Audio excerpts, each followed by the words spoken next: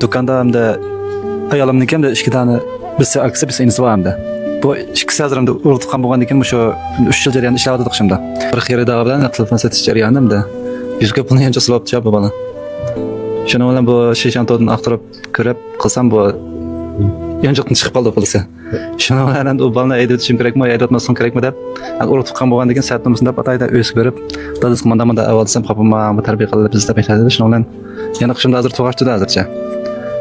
Endi ajban egeğinden berem de özüm bir ikisinden bir xil guman qilib qoldimcha hozir. Men Endi bu meseleге kelsak, shu ishlagandan beri sizningki tuquningizmi? Undaqda masalan ularni boshqarmoq tez, gapinglarni anglamaydi shunday. Undaqda amal va savdo sohasi degan oila emas.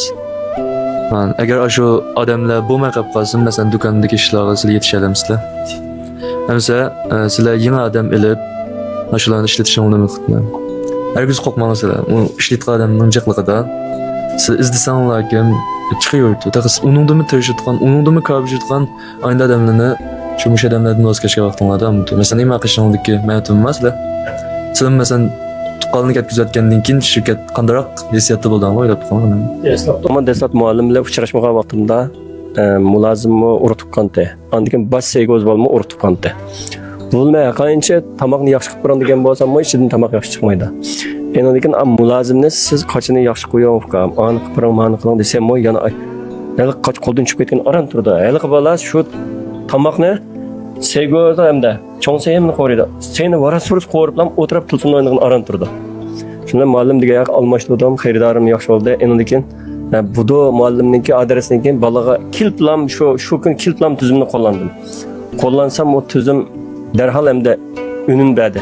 Hem sil degenden keyin mo baladan so'rasa yaxshi bo'lib ketdi. Qag'inni ildep bire ünüm ish qilib intan yaxshi bo'lsin shu. Bir yig'iz gap bilan Hozir hali erkalik chiqdan lekin ras gap tuqqanlaringlarni, do'st birodarlaringlarni tijoratga yaqinlashtirmang. Sizlar ham shu. Bu tuqqan tijorat, masalan, ayolinglarni amal va bir ishga yaqinlashtirishmi bek yaxshi emas. Masalan, demak nima desa shu tijorat qilmaydigan odam rayimsiz bo'lsa ham shafqat bo'lay desa, atrofdagi men sizni do'st deb qaraydigan odamlar ko'ngilni saqlaydi, aynan nurg'un ishlaydi. Kayfiyatini nachar qilib atrofdagi odamlarning energiyasini jug'izib, butun shirkatning savdolarini yo'q qiladi. Shu odatda biz tijorat qilgandami, kim bizni qo'llaydi desa, haq kelib bizni qo'llaydi. Nima aytadi?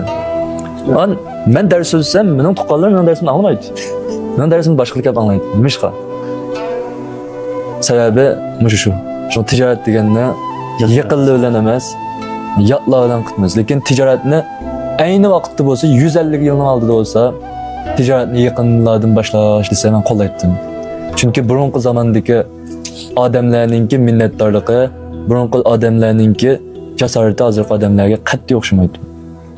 Şu burunqi zamonda endi podsholar, do'st birodarlar bilan igilik tikilgan bo'lsa, hozirgi zamonda mumkin emas. Hozirgi zamonda notunish odamlar bilan igilik tikilgulik, shular bilan bir sapda mang'uluq. Bundan keyin shirkat taraqqiyot qildi.